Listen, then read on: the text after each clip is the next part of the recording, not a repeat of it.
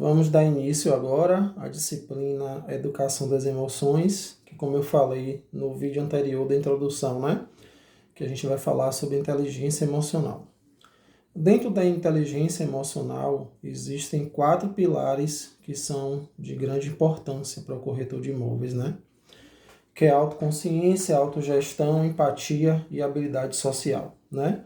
Na autoconsciência, a gente precisa fazer um exercício para poder a gente conhecer as nossas próprias fraquezas, emoções, forças e impulsos, para poder a gente saber como utilizar no dia a dia, né? E conhecendo, a gente se conhecendo melhor, a gente consegue se trabalhar melhor, né? Por exemplo, vão ter situações que você se preparou para poder atender o cliente, você chegou no horário, você estudou o seu produto, você identificou que realmente atendia o cliente, passou todas as informações possíveis.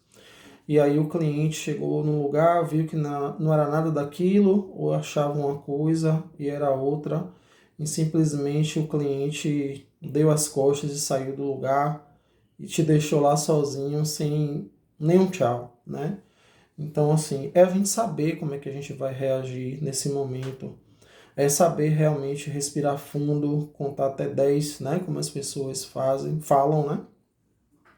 Para não tomar nenhuma atitude pelo impulso ou alguma atitude ruim por conta de outra pessoa que reagiu da forma que você não esperava naquele momento, né? Já que você deu o seu melhor atendimento. Autogestão, né? É praticar o autocontrole, controlar os impulsos, atitudes ruins, né? Empatia, é você se colocar no lugar do cliente, né? Você conquistar o cliente, levar em conta os sentimentos. Por exemplo, o cliente, ele te pediu um imóvel para ele morar com a esposa e com um filho pequeno, né? Você vai buscar o imóvel que o cliente precisa e não que o seu bolso precisa, né? O que você quer receber de comissão. Não é dessa forma. Por exemplo, você tem um empreendimento que tem imóveis de 1 quarto, de 2, de 3 e de 4, né? Existe aqui em Salvador alguns prédios assim, os mais novos tem alguns. Então, assim, você precisa identificar e não você mostrar o que você quer receber de comissão, né? Porque o cliente vai perceber que você não trabalha pelo amor à profissão, que você não trabalha para poder atender bem ele do que realmente ele precisa, e ele vai perceber que você está trabalhando apenas por isso aqui. E assim, a gente não pode atuar dessa forma. A gente tem que se dedicar a trabalhar pelo amor à profissão mesmo. E assim, nesse negócio, nesse momento, a gente pode fazer um negócio menor, que a comissão é menor, mas assim, o importante é fidelizar o cliente para a vida toda, é você ser lembrado por ele identificar outras pessoas, mas mostre para ele o que ele realmente precisa, se coloque realmente no lugar dele. Habilidade social, né? É a capacidade de você agregar, de conduzir pessoas. Por exemplo, você trabalha com equipe na imobiliária, né? Você não trabalha sozinho. Então, se você tem uma facilidade maior de fazer um determinado serviço, como por exemplo, uma captação, e seu colega tem dificuldade de fazer, né? Então, assim, pegue seu colega pela mão mesmo, vá com ele, marque no local que ele está buscando imóvel do cliente dele, mostre como é que você se apresenta quando você chega na portaria de um prédio, como é que você fala com o proprietário, ou como você fala com um corretor parceiro, né? A forma correta de falar, de buscar, né?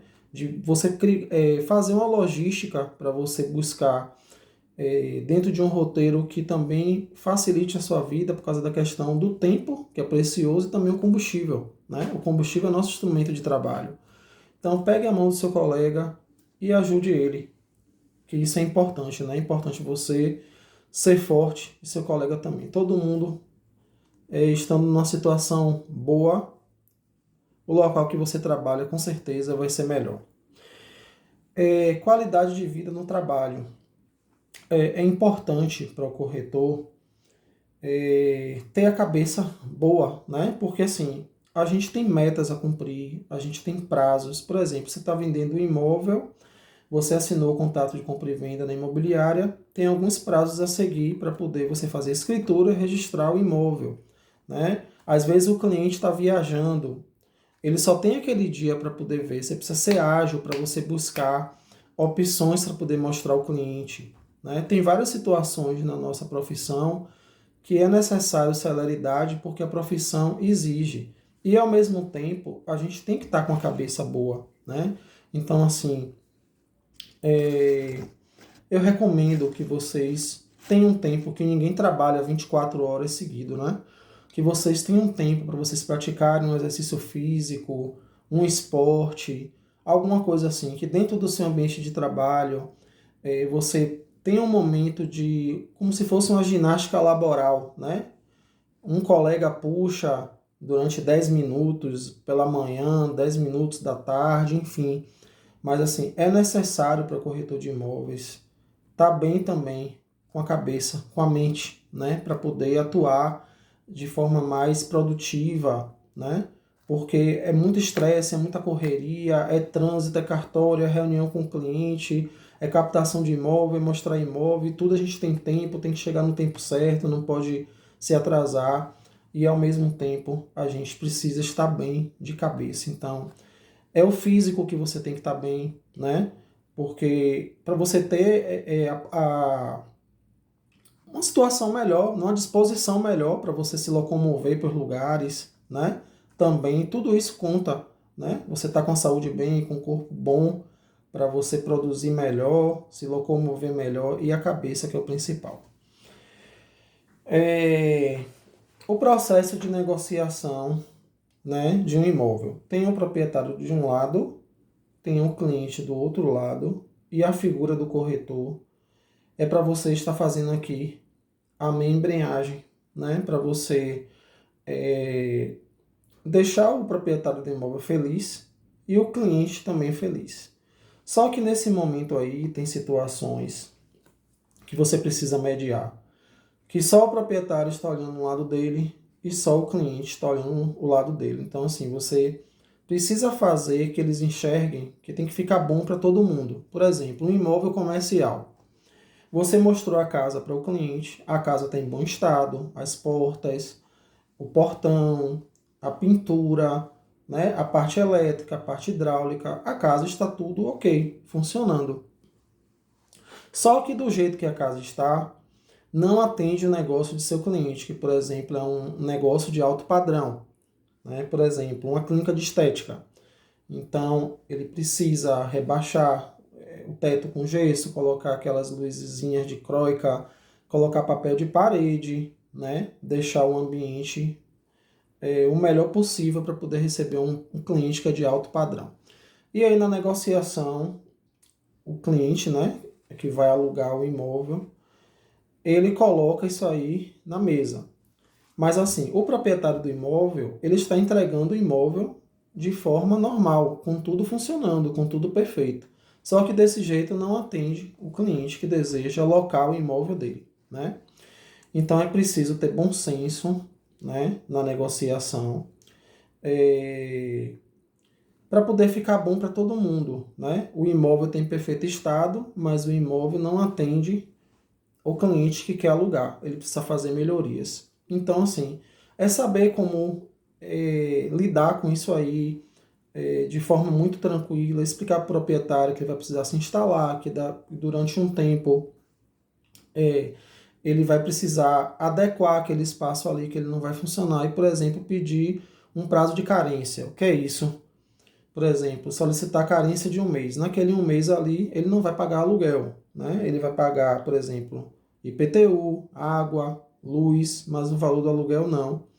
E isso aí tudo é ajustado, né? Por exemplo, ele também não pode chegar e falar, eu quero ficar 3 meses sem pagar, né? E aí a gente precisa solicitar também, que não é só de boca, né? A gente precisa solicitar que ele traga um projeto do arquiteto ou algo para poder a gente mostrar ao proprietário que realmente aquele período ali ele precisa para poder ajustar o negócio dele, né? Agora sim, tem situações que a pessoa quer trocar a cozinha inteira de uma casa, né? Que a pessoa está alocando o imóvel, ou seja, depois de um tempo ele vai ter que devolver. Quer fazer uma modificação no banheiro inteiro, mas o proprietário não quer fazer, né? Então, assim, se ele tiver de fazer para poder adequar o negócio dele e o proprietário aceitar, eles podem dividir, porque vai ficar uma melhoria no imóvel. Quando o inquilino sair, ele não vai levar junto com ele. Ou então o proprietário pode dizer: não, Alberto, eu não concordo em participar com essa parte aí, eu já flexibilizei de outro lado. Se ele quiser fazer, eu aprovo, mas por conta dele. Porque o banheiro tem perfeito estado, a cozinha, a copa, né, tem perfeito estado, mas aí também. Então a gente tem que saber dosar as coisas, porque quem está alugando também sempre vai querer, né, baixar o valor do aluguel, diminuir o valor da calção, pedir carência para não pagar aluguel, e aí vai ter um momento também que a gente tem que dar uma freada, porque entende-se que já foram feitas várias concessões, e aí também não pode prejudicar o proprietário, tem que ficar bom para todo mundo. Então, o processo de negociação é muito importante. E nem a gente vai tendenciar para o cliente que está buscando, nem para o proprietário que já é o nosso cliente anterior, né? Porque primeiro a gente teve o contato com ele, para depois ter o contato com o cliente, ou então a gente teve com o cliente primeiro, depois achou o proprietário do imóvel fazendo captações, né? Mas sempre deixar que todo mundo fique feliz e todo mundo ganhe, e que no final, quando bater o martelo, todo mundo fique sorrindo de alegria porque o negócio foi concretizado. Outro ponto importante também, no gerenciamento de conflitos, né? Que pode acontecer, por exemplo, na imobiliária que você trabalha. O importante é evitar, enfrentar ou resolver. Evitar não vai resolver, porque você vai ficar sempre protelando, protelando, protelando, e aquilo não vai ser resolvido. Enfrentar, você só vai bater de frente com a pessoa, e cada um vai ter um pensamento diferente, e vai continuar tudo na mesma, nada vai modificar. Então, assim, o importante é sentar para resolver e negociar, né? Cada um abrir mão de alguma coisa para chegar a um entendimento entre as partes e resolver, não é isso? Imagem pessoal, né, que está ligado ao marketing do corretor de imóveis, e também a etiqueta profissional do corretor de imóveis, né?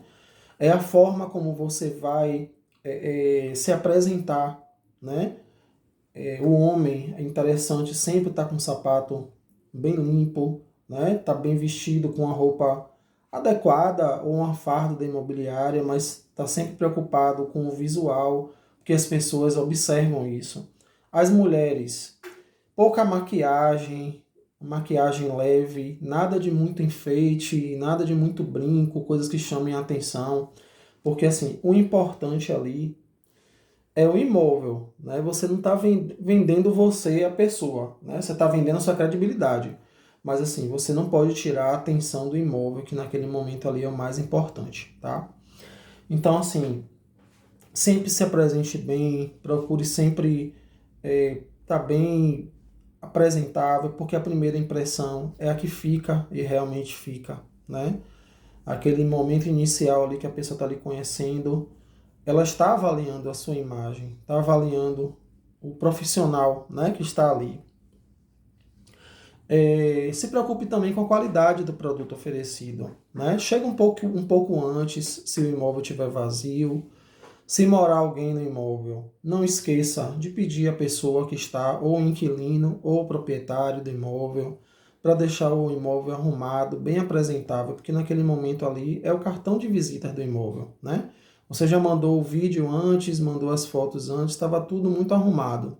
Aí abre a porta, o cliente toma um susto, né? Com tudo bagunçado, panela em cima da mesa, tudo desarrumado. Então, assim, é necessário ter todo o cuidado referente a isso aí. Outra coisa, é bom evitar imagens de santo, imagens relacionadas à política, futebol, religião, né? Como eu falei anteriormente, né? Porque isso pode desagradar a pessoa que está indo conhecer o imóvel. Então, essas coisas aí a gente recomenda que não fique. E que o imóvel esteja muito bem limpo e arrumado para poder a pessoa que está chegando ver de uma forma agradável. Sempre passe para o cliente, né, a verdade, a transparência, porque isso aí é a questão da confiança e credibilidade que está sendo construída com você. O cliente não te conhece de lugar nenhum, né? Então, se ele perguntar alguma coisa que você não der uma resposta que convença ele ou que gere dúvidas, como eu acho, eu penso, eu acredito, a gente não acha, não pensa, não acredita em nada. Ou a gente diz a informação, se a gente não tiver por algum motivo, não tem nenhum problema a gente ser humilde e responder. No momento eu não tenho essa informação, mas eu vou verificar e passar para o senhor. Por exemplo, uma vez um cliente me perguntou, ali na rua Ceará, ali há muito tempo atrás, não tinha prédio, né? Era mato, tipo uma fazenda, passavam cavalos ali na rua, enfim. Então, assim, ele tinha a informação, mas eu não tinha. E o cliente se prepara para poder ver o imóvel. Não é só você que se prepara, ele também sabe onde ele está indo. Então ele me perguntou, Alberto, aqui embaixo desse prédio já passou um rio? Eu falei assim, olha, eu não sei informar o senhor, mas eu vou verificar a informação e vou trazer a informação. Ele falou assim, não, Alberto, não precisa não, foi uma brincadeira que eu fiz com você, mas até então eu não sabia que era uma brincadeira.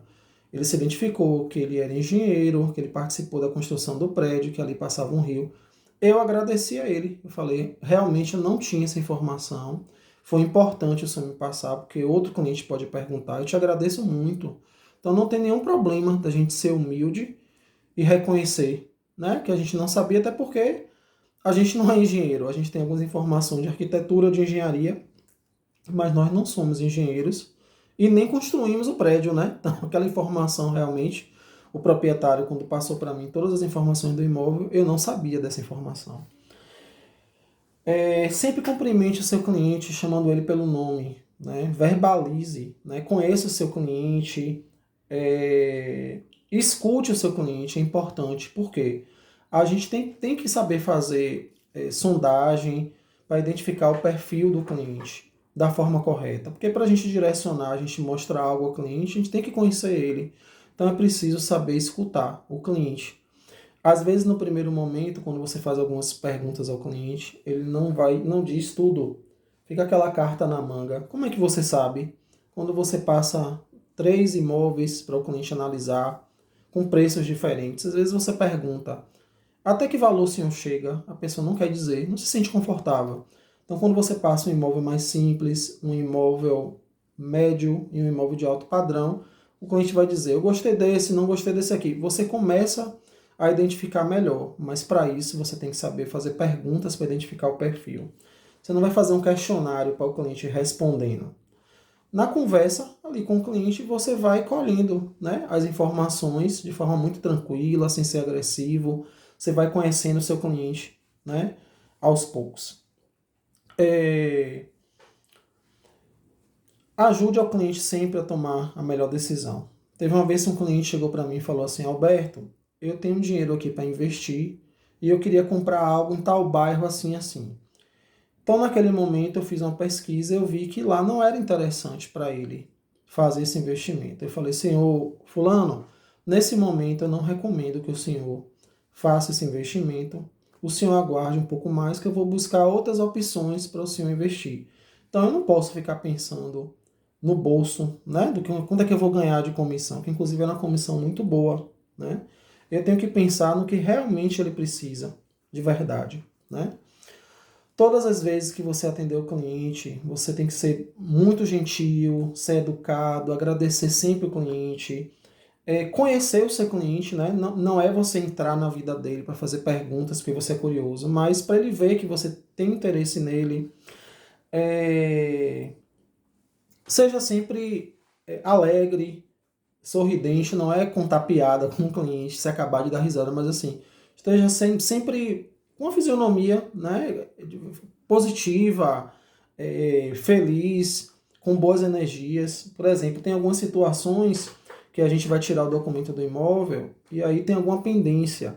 O cliente geralmente ele fica triste, né? Então assim, busque soluções, né? Não valorize as coisas que são ruins, que são negativas que aconteceram ali. Pelo contrário, mostre soluções para o cliente.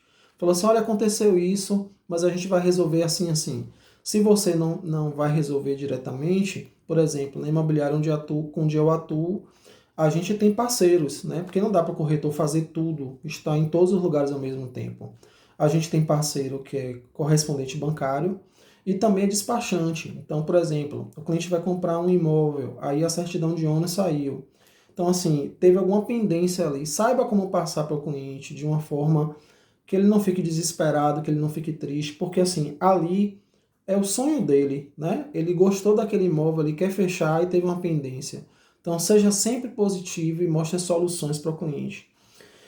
E assim, para finalizar essa parte, valorize sempre o seu trabalho, né? A gente se prepara, a gente se capacitou, a gente fez um curso para poder tirar o CRES, então a gente fez um investimento. Então, assim, valorize o seu trabalho também. Ah, Alberto, porque tal pessoa cobrou tanto, tal pessoa cobrou tanto, outra cobrou tanto.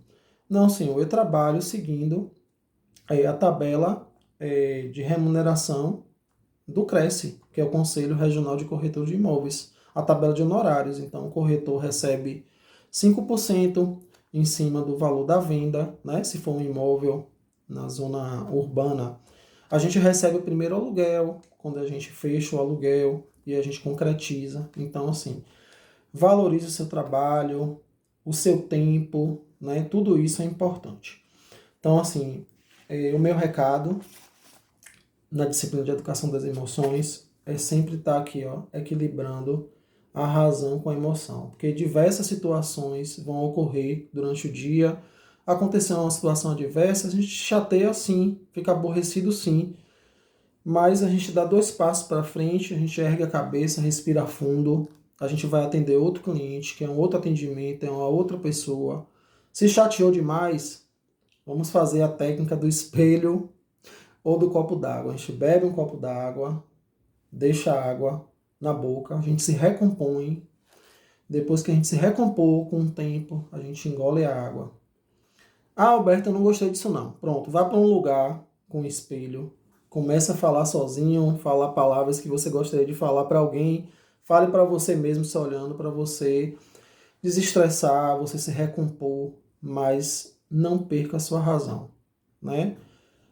A gente não pode deixar de fazer um negócio por alguma situação que o cliente provocou, é respirar fundo mesmo. Eu brinco com meus alunos, né, sempre, né, segurar na mão de Deus e seguir adiante para um novo atendimento, tá certo? Então, assim, eu gosto sempre de trazer a prática nas minhas aulas e o conteúdo programático está todo no AVA, tá certo? Então, assim, o que vocês estão ouvindo aqui eu falando, com complemento está no ambiente virtual, tá bom? Um abraço a todos e vamos agir com educação e com inteligência emocional. Sendo assim, a gente com certeza vai ganhar e fazer bons frutos, bons negócios e saber lidar melhor com os clientes, tá certo?